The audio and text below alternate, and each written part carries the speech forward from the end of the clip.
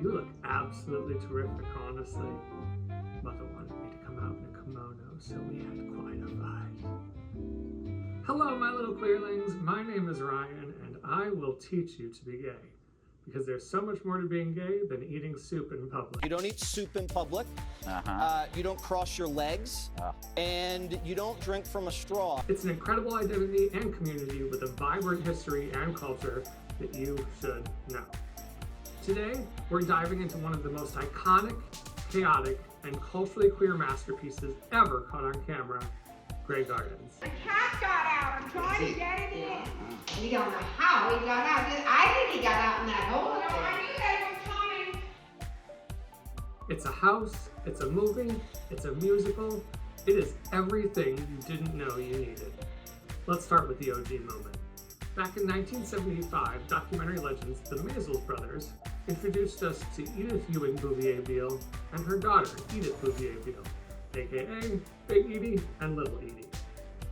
They were Jackie Kennedy's aunt and cousin, once dripping in East Hampton society, now living in squalor in a decaying mansion filled with 52 cats, raccoons, and virtually no plumbing.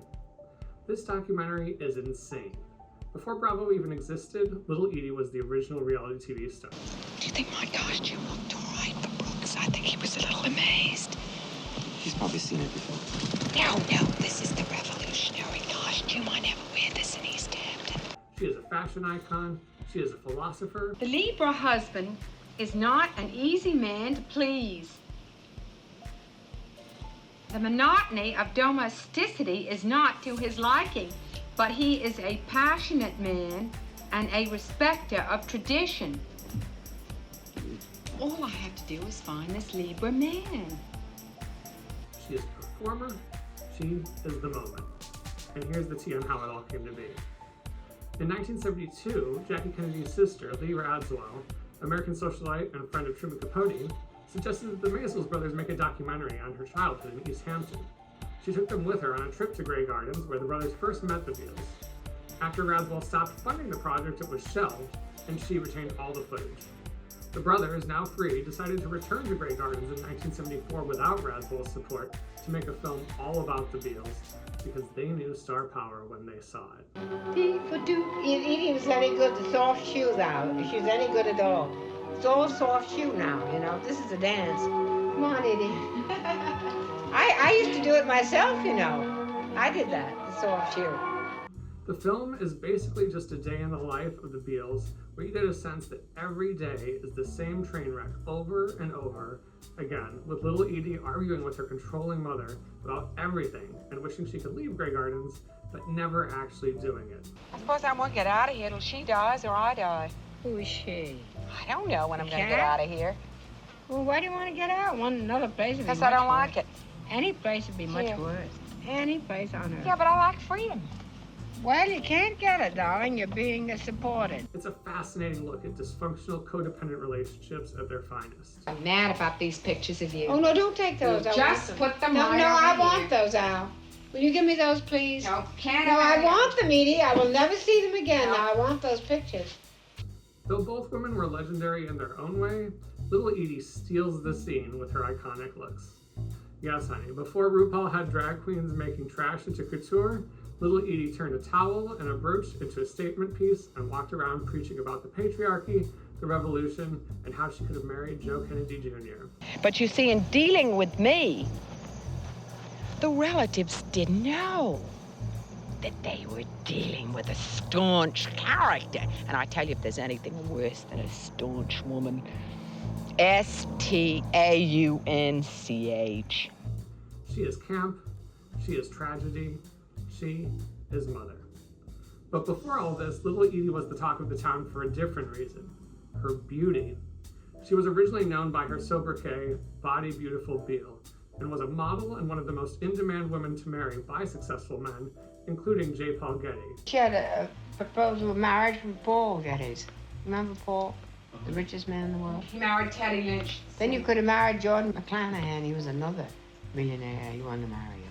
And the house, too, was a proper 28-room mansion when they bought it, where the creme de la creme of the Hamptons gathered.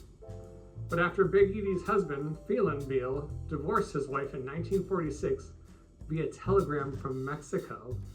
He effectively cut her off and everything went downhill. Did I look like a good mother? Was I a good mother? Looks What? like it. I Looks look like like it. it. I didn't starve my children, did I? Why? Bet him well. Little Edie never married. She gave up her fledgling acting career to be with her mother, and she lost all of her hair due to alopecia. Paris is the place for you. Get on the stage in Paris at the Folie No, but the Bergère. point is that I came down here to take care of my mother. I was sick and tired of worrying about her night and day. Well, I had a I very was good away from her for I had a 5 or very 6 good years, man. and I was sick I had a and very tired good of man to lying take awake care at of me. night, You know, he took care of me wondering what for was happening to my 25 mother. years. She didn't have to worry. And that's where we pick up their story in the documentary. Years after the money has run out, most of the servants have been let go, and the two women are recluses living in the past. In October of 1971, the county came with a search warrant after vociferous complaints from the neighbors and a previously thwarted attempt to intervene. Cameras recorded the sorry scene. Cat manure covering the floors, a 5-foot-high mound of empty cans in the dining room, raccoons living in holes in the walls. The workers literally had dry heaves because it smelled so bad. Facing eviction, Jackie and Lee stepped in with the necessary funds to repair the house so the Beals could remain. Big Edie was able to achieve her wish of remaining in Grey Gardens until her death in 1977. Little Edie sold the house 2 years later with a condition that forbade raising it. Little Edie reportedly told the new owners, "All it needs is a fresh coat of paint." Though that was far from true, thankfully the house has been restored to its former glory. The film went on to be a huge success, and Little Edie's dreams of stardom came true, at least enough that she was able to do a cabaret show for her fans at a club in Manhattan. Little Edie died in Florida in 2002 at the age of 84. In 2010, the film was selected by the Library of Congress for preservation in the United States National Film Registry for being culturally, historically, or aesthetically significant. In November of 2012, it topped the list of the 100 greatest documentary films of all time by PBS through public voting. Now, flash forward to 2006. Grey Gardens the musical opens off Broadway and quickly transfers to Broadway, because how could it not? It's the only musical in Broadway history to be based on a documentary, and baby, it delivers. You look absolutely terrific, honestly. Mother wanted me to come out in a kimono, so we had quite a fight. Time magazine named Grey Gardens the musical the best show of 2006. Christine Ebersole doesn't just play Little Edie, she channels her. In Act 1, she's Big Edie in her prime when the Beals were at the top of society. Act 1 is almost entirely fictional, as it centers around Little Edie's engagement to Joe Kennedy, which never happened. But it gives you an idea of what life was like for them in the good days. Act 2 is almost all directly from the documentary, and Ebersole transforms into Little Edie in all her glorious decay. It's a tour de force for which she won the Tony. There's some incredible songs throughout, including the revolutionary costume for today. The best kind of clothes for a protest pose is this ensemble of pantyhose pulled over the shorts, worn under the skirt that doubles as a cape. The devastating song, Another Winter in a Summer Town. You're almost there, you're out the door, it's not too late, a few steps more, around the world, new worlds await, just flip the latch, and through the gate, go through the gate, the garden gate, my mother's gate. And Jerry Likes My Corn. What even is this? Look at how each house right through my wall. It's my only pleasure. I boil it on the hot plate till all the juice is gone. Bless his soul, he knows which side my corn is buttered on. Who cares? It's perfect. The musical gives Grey Gardens the backstory we never knew we needed, and somehow still keeps the mystique. It's high art meets high camp. The success of the musical and seeing the backstory of Grey Gardens no doubt led to the 2009 HBO movie starring Jessica Lange and Drew Barrymore. I mean, iconic. Edie? Oh, Edie! Have you fed Buster? Yes, Mother, I fed him his luncheon. Oh, there's a horrible smell. I can hardly stand it. Oh, will you shut up? It's a goddamn beautiful day. Just shut up. Jessica Lange gives us a haunting, aching Big Edie, equal parts diva and broken bird.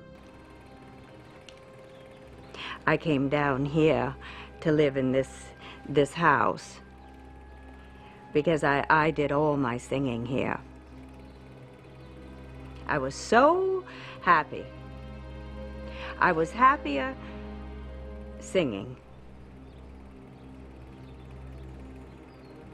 than anything I've ever done since I was born. I'll admit I was a little doubtful when they announced Drew Barrymore as Little Edie, but she becomes her with chilling accuracy. That accent, that vulnerability, it's an eerie mirror of the documentary. I don't like women in skirts, and the best thing is to wear pantyhose or some pants under a short skirt, I think. Then you have the pants under the skirt, and then you can pull the stockings up over the pants underneath the skirt. And you can always take off the skirt and use it as a cape. So I think this is the best costume for the day. The film expands the world even more. It takes us from debutante balls to decrepit porches. It was nominated for 17 Emmys, winning 6, including Best Original TV Movie and a Best Lead Actress for Lange. And just when you thought Little Edie couldn't get any gayer, along came Jinx Monsoon. How is Big Edie doing? She's always begging for the pate, but the label is faded. I can never tell if it's pate or if it's giblets for the cat. RuPaul's Drag Race Season 5, The Snatch Game, Jinx Monsoon as Little Edie. A performance so iconic, so weirdly accurate, so dementedly perfect, it won her the episode, if not the whole damn season. She nailed the accent, the eccentricity, the I'm not mad, I'm just misunderstood energy, which mirrors her own journey perfectly against Alaska Talks. Well, I don't know her personally, but she looks older than Mother Darling, so I said when she steps into the voting booth, she just seizures. Spelling? Seizures. Not a match. 5 reasons queerlings need to know Grey Gardens. So why does Grey Gardens matter? And why are queer people especially so attracted to it? 1. It's about being seen. Even when the world turns away, it's about being cast out, ridiculed, and still showing up as your authentic self. I'll be down just as soon as I put on some lipstick. Not giving a damn what anyone thinks. It's queer resilience in motion. 2. It's about difficult parental relationships, which are often something queer people can relate to. It's about dreams deferred and the need to both love and escape the people who shaped us. Little Edie can't stand being in the house. The summer town, particularly in winter, which is only too relatable for any gay who's felt too big for their small town. You know, because I don't like the country and I don't want to be here. Any little rat's